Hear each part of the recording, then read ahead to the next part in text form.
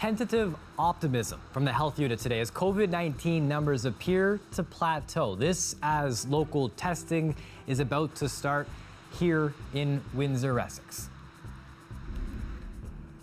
Looking through the lens to show a different angle at those experiencing homelessness, a local photographer trying to change the narrative one frame at a time. A live look outside now as we enjoy a bit of a warmer day, but some snowflakes this afternoon. We're hovering around 0 degrees right now. Colette Kennedy joins us with a look at this weekend's forecast. I'm Chris Hensing. Thanks for watching. A Windsor lab will finally be able to process some of its own COVID testing for the first time since the pandemic started. Up until now, the health unit has been sending their tests to a lab in London. CBC's Katerina Georgieva joins us now live. Kat, what does this mean for Windsor, Essex? Well, Chris, this is significant because right now it's taking a long time for test results to come back for those living in Windsor. In fact, we have some of the slowest rates for this in the province. Right now, just 11% of all tests are coming back within 24 hours. The health unit says that this creates a lot of problems because it means that they can't get a hold of a person who is positive as quickly as they might need to. But the hope is that with this new capability, that can start to change. This has been a long time coming. Medical Laboratories of Windsor, a private lab, first applied to do COVID testing back in March, but wasn't granted approval until the fall. It's taken some months to prepare, but now the equipment is here, the Panther, and it's ready to go live on Monday. Feels really great. The staff are really pumped about it. It feels like we're contributing to, the end of the pandemic is what we feel like. They'll be able to do 100 tests a day, a modest number because they're limited by the number of testing kits they've been able to acquire so far. The hope is they can ramp that up soon. They get same-day results, or worst case, by the next day. In the meantime, they've also started doing rapid testing in the last 2 weeks with this device. They've processed rapid tests at one long-term care home so far. The goal, to catch an outbreak early, quicker than they would with a regular test. Tests turn around in less than an hour, with a negative showing in about 10 minutes. The point isn't really to give them a negative, it's to see if we can get a positive for them to know that, yes, today we know that there's an outbreak here and we need to shut this floor down or this wing. The rapid test can help lead to swift action, but a regular PCR test is still needed to confirm the results. The ultimate goal is to help turn things around for Windsor. Obviously, the hope is that contact tracing happens sooner, isolation is expedited, and ultimately this is to curb the spread. We're trying to buy time for those vaccines and for us to finally have some semblance of normalcy. The lab says right now they're working with individual groups that have been reaching out to them for help. Bondi says when they have more capacity, then they'll be able to process tests from the general public. The health unit says details are being ironed out around which samples go to the Windsor lab and which ones go to London. We still have a pretty good system in place.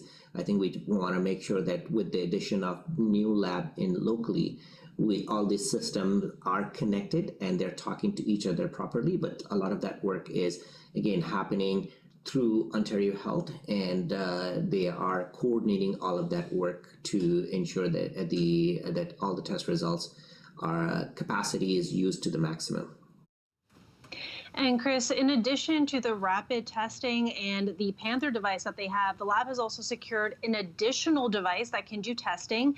It's in the city already, but it won't be up and running for another month and a half or so. But once it is up and running, it'll be able to process about 1,000 tests a day. So leaders at the lab, they're excited. They're happy to be a part of what they describe as the war effort against this virus. And they hope that all of this means that we are one step closer to the end of this pandemic. Chris. Good to hear something hopeful. Katerina Georgieva live tonight. 151 new cases of COVID-19 announced today, with 7 more deaths reported by the Windsor Essex Health Unit. Right now, many parts of the country are seeing significant increases in COVID-19 cases. The road toward ramping up vaccination, it's now expected to get bumpy, and that's not the worst of it. David Cochran has the details. A country desperate to speed up its vaccinations has just been told to slow down. Deliveries to all countries receiving Pfizer doses made at the European facility will be temporarily reduced. This includes Canada. Those reductions the result of work to expand production at this Pfizer plant in Belgium. Long term, it means a boost in global supply. Short term, it means Canada and the European Union will get smaller than expected shipments.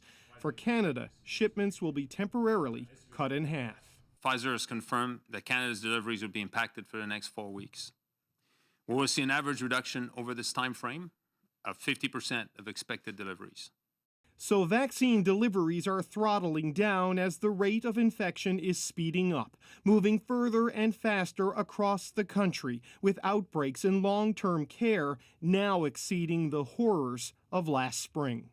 We are forecast to have 10,000 cases daily by the end of January, with increasing hospitalizations and deaths expected to continue to follow the rising case numbers.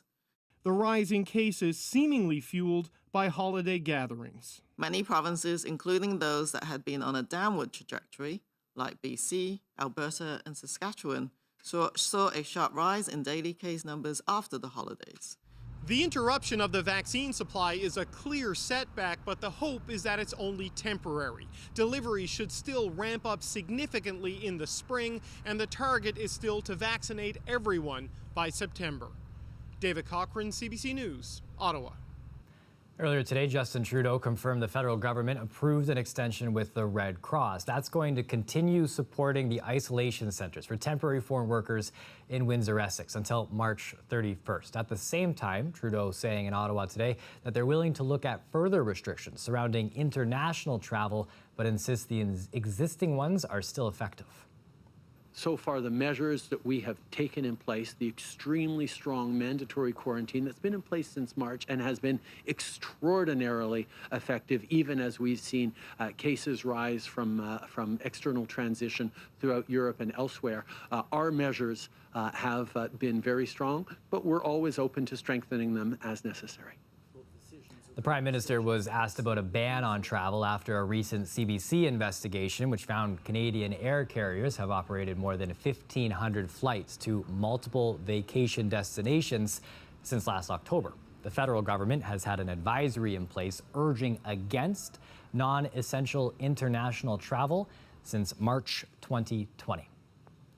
Windsor police say that people are overwhelming 911 operators with questions about the new stay-at-home orders. They put this up on their social media page today, reminding people to call for emergencies only, and they provided some examples as well. Call 911 if there's a need for medical attention, a crime with potential for injury, hearing screams for help, detecting fire or smoke, or seeing a suspected impaired driver. Police say for COVID-related questions, you should be calling 211. Most school-age children in Windsor, Essex will continue to learn from home until February 10th, but for parents of students in special education classes, they're feeling a sense of relief. They returned to in-school learning earlier this month, where parents say they're getting the extra attention they require. And it's super stressful as a parent of a child with special needs. Like, what am I going to do? How are we going to supplement her learning with hands-on activities and socialization, which she's totally missing? So I was very thankful that our board basically made the decision to let the kids with special needs go back, which is absolutely amazing. For me to work on activities with her in the home is also very challenging. There's a lot of distraction. You know, most parents don't understand, unless they have a child with special needs, what it means to try to support your child education at home when there is a lot of external factors that are really contributing or, you know, affecting your ability to do so. Meanwhile, the local union says special education teachers are concerned about in-person learning. While they understand the need for it, they would have liked to have been included and heard in the decision-making process. So the concerns are that the protocols have not changed and that their voices haven't been heard. This decision to have special education continue through this pandemic and through this closure period was made without any consultation with their voices and their concerns. And I think that many of them may not necessarily be opposed to helping these students and their families, because I think they understand their situation, but they would like for the decisions to be made with their input prior to these students being entered into the school system. A progressive conservative MPP who called for an end to Ontario's lockdown has been booted from caucus. Roman Baber made the plea in an open letter to the Premier, but the figures he uses to support that claim that he's made, that the lockdown is hurting more than helping, they're being called out tonight. Lorenda Redikoff has the latest. This morning, the Premier quickly responded to York Centre MPP Roman Baber. In a statement, Doug Ford says he's out of the PC caucus effective immediately, and he also can't seek re-election for the party.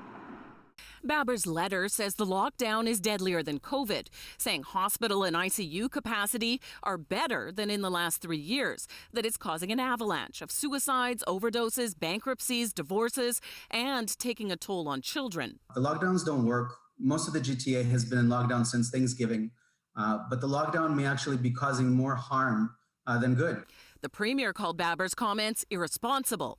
By spreading misinformation, he is undermining the tireless efforts of our frontline healthcare workers at this critical time, and he is putting people at risk. Well, my first thought was this has really been tough enough on everybody without misinformation. The Canadian Mental Health Association says Baber misrepresents their study on suicides and mental health. Suicidal ideation is a very, very serious issue, not something to be misconstrued, and it would be helpful if we had a conversation about it in the context of how significant that is, as opposed to having it used to pursue a political point. Online, doctors countered his numbers as completely wrong, underestimating COVID deaths by 100 times. The Premier's office issued a fact sheet disputing his claims one by one. On hospital occupancy being better than before the pandemic, it shows that in the past month, there's been a big jump in hospitalizations and patients in ICU. They correct him on the number of hospitals in the province and even correct his spelling of one of them. He's not the only former PC MPP questioning the lockdown. Randy Hillier faces criminal charges for hosting an anti-lockdown protest. In York Centre, Baber has some support. I'm very upset to hear that he's been thrown out of caucus as a result of writing a very intelligent, principled letter. But when told others say the figures are wrong, I will have to look into that. Baber plans to continue as an MPP, but now as an independent. Lorenda Redikoff, CBC News, Toronto. Unifor Local 444 is once again blockading a gate at the Windsor Assembly Plant over a new contract awarded by FCA to drive minivans off the lot. The union wants the new company to hire the workers from the former company, Auto Warehousing Company, which Unifor represents. FCA had agreed to allow AWC and its workers to continue working temporarily while the dispute was settled at the Labor Board. But this morning, FCA ejected them from the lot. The dispute did not shut down the plant. Unifor is allowing vans to be trucked off-site. The union's trying to resume negotiations with FCA, but is vowing to stay put as long as it takes. FCA has responded with a statement that reads, in part, this labor dispute should be resolved off FCA premises. As this is currently not the case, FCA will pursue all options to protect our production at Windsor. FCA was notified by AWC management that Thursday, January 14th, was its last day at Windsor Assembly Plant. AWC confirmed that they did not instruct their employees to report to work this morning. A photographer in Windsor has been detailing life at the downtown Mission. It's an intimate look at the people who provide emergency shelter and food in the heart of the city. CBC's Dan Takema on the scenes captured and how they aren't what you might expect. There's a story behind each person. This is Christopher McLean, and his story is the kind you don't hear very often. This moment and that smile, captured by Douglas McClellan. The photo is part of his new book called The Mission, focusing on Windsor's downtown Mission from July to October. I wanted this to be a bit different. And I also wanted it to be a story in between the dramas of the day. McClellan says he witnessed solitude and the ravages of opioids, but he also found community at the Mission. Rather than gritty photos of drug use or interactions with police, his work showcases the humanity and personality of people who others might pass on the street every day and ignore. There's a wife braiding her husband's hair, staff smiling behind the mission's front desk, a father and son reunited after years apart, and a giant black cat named Spunky. McLean, he's in the book too. And I think it's needed. The 48-year-old says he hasn't lived on the street for a long time, but he met McClellan when he would eat a hot meal with old friends down at the mission. He hopes people who pick up the book will do more than just flip through the pages. Hopefully people will notice that the homeless situation in Windsor, Ontario and other places is just gotten insane. McClellan has hopes for the book too. He wants people to read the stories, to really scan the photos, saying they might be surprised by the similarities they share with the people shown. I hope that when you look at pictures that you may want to know more.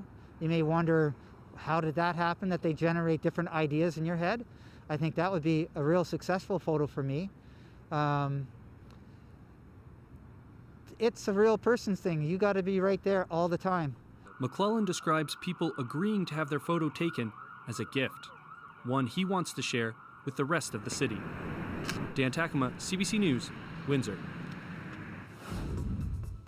A live look outside here at the city of Detroit. A beautiful night. When the river is calm, those reflections always look a little bit majestic. Colette Kennedy is coming up next with a look at this weekend's weather.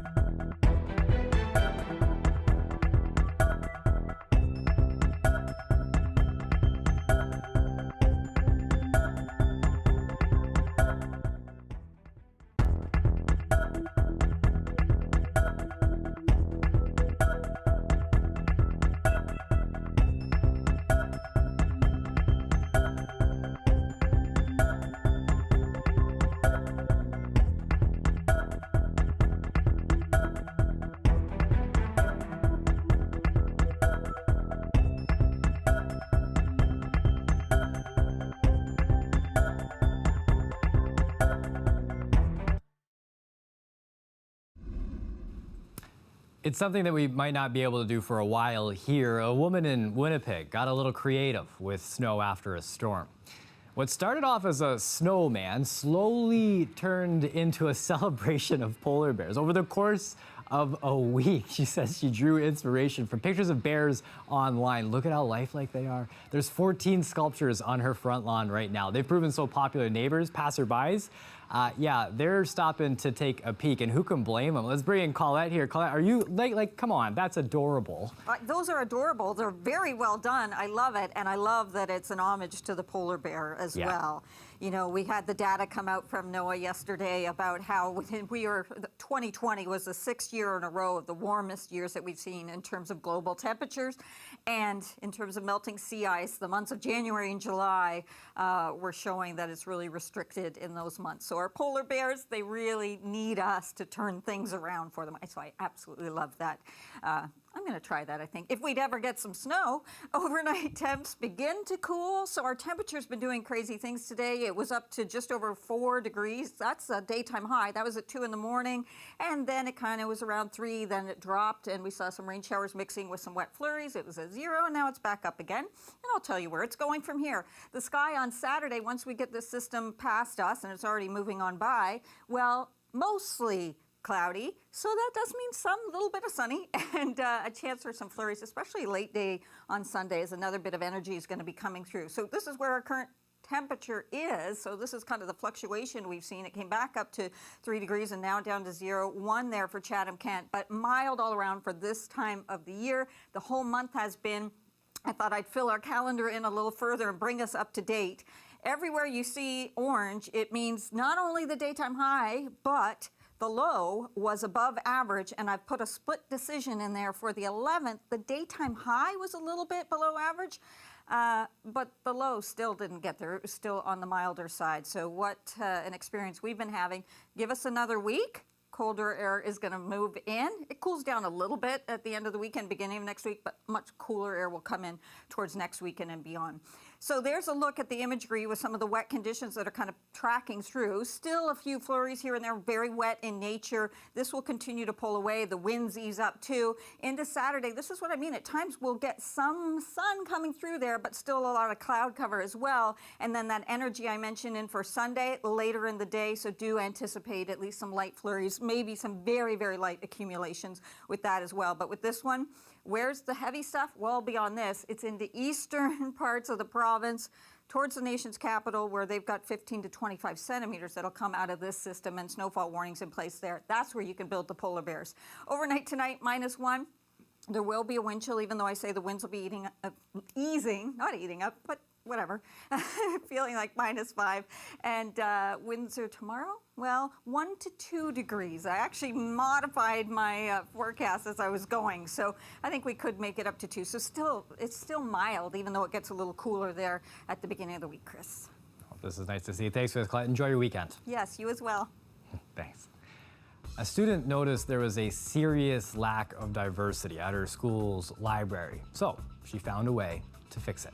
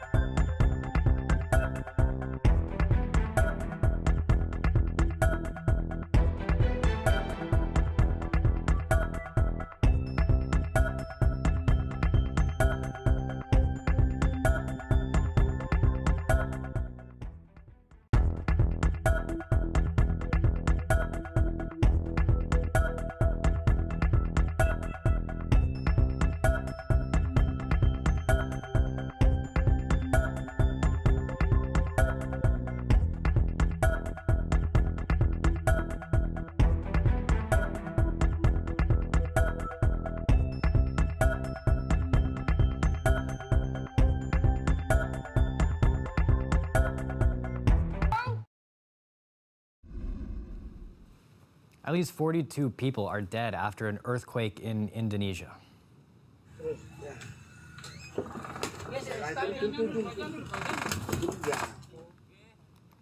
More than 600 people were injured in the 6.2 magnitude earthquake on an Indonesian island. That quake, along with dozens of aftershocks, it set off landslides, damaged buildings, it cut electricity to the region as well. Heavy rain was also making it harder for people to find shelter.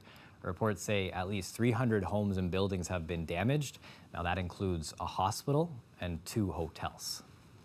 A junior high student in Western Canada noticed books at her school lacked diversity. So she set out to change that. She applied for a grant and she won. Here's her story. Hi, my name is Sophia Rathjen. I'm in grade 8 and I go to Sherwood Heights.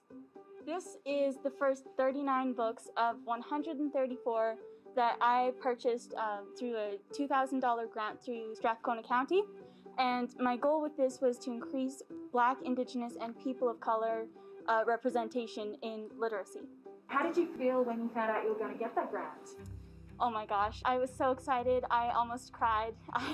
Just knowing that this was actually going to be happening. I saw a lack of representation in my school library, and I saw the way that it affected outside of the library. And so I noticed, for me personally, I experienced a lot of microaggressions, and I know people who had experienced blatant racism from people at our school, and so I just thought about how I could change that. So books are either a window into someone else's perspective and experiences, or a mirror of your own. All people of color can see their stories represented authentically and unapologetically, and written by authors who understand those experiences. And also so that non-people of color can understand as well things that we go through, and that way it's not always our job to explain everything and why something is hurtful or racist. To be able to see other people get as excited about books as I am has been really amazing to see. Certainly a little inspiration there. Time now for a new take on a great Canadian winter tradition. It's windy and icy. Sail boggin! Of course, why not? A sail boggin, part toboggan, part sailboard, and a little danger thrown in for good measure. That's Ryan Doka there in Regina coming up with the idea. Garbage bags, because why not? Throw them on, a little bit of a harness for some of those wind gusts. There's a major blizzard that hit while they were trying to figure out how to pull this off. And as you can see, it sort of works. It's not a bad idea. The gusts, they were as high as 126 kilometers per hour. It was a record for January in the city. Still feels like a long time before we're able to pull that out here. Maybe down Malden, or maybe we're just going up that hill by the time winter comes for us. It's CBC Windsor News. That's it for us. Our website, cbc.ca/Windsor. We have more stories. You can find us on Facebook, Instagram, and Twitter. And if you ever see anyone doing anything like that in Windsor, please tag us. We want to share it with everyone else too. The Rick Mercer Report is up next. Thanks for watching. Have a great weekend.